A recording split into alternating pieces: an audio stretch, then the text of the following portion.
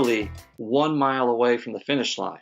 Instead of showing them entire campaign lift, which is a good indicator, our web visits are up 10% this month, as an example. Let's get one step or 1 mile more specific to show them that profit analytic. And they're telling us what it is pretty much by essence of what the campaign's message is. And I'll give you an example of how we can do that. This is a hypothetical example of, let's say it's a car dealership, okay? Last July, they got 1,000 visitors, unique visitors to their site in a particular time frame. We fast forward to this July, we run a campaign that worked very well, and we're excited because we see a 10% lift, and we're now at 1,100 unique visitors for that same time period year over year.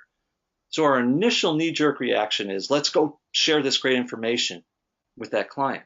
We go to the client, we say, hey, we're up 10%. What do you think about that? The client says, well, it's good, but actually our brand is pacing up 12% last month. So somewhere there's a disconnect. We know we're doing well.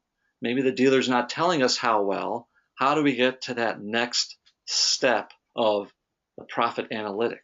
So let's take that example and really take a simple look at where is that new traffic going. If last year we saw about 300 visitors coming to our site for new cars, and let's say another 400 poking around on the used car inventory page, and about 250 making service appointments, okay?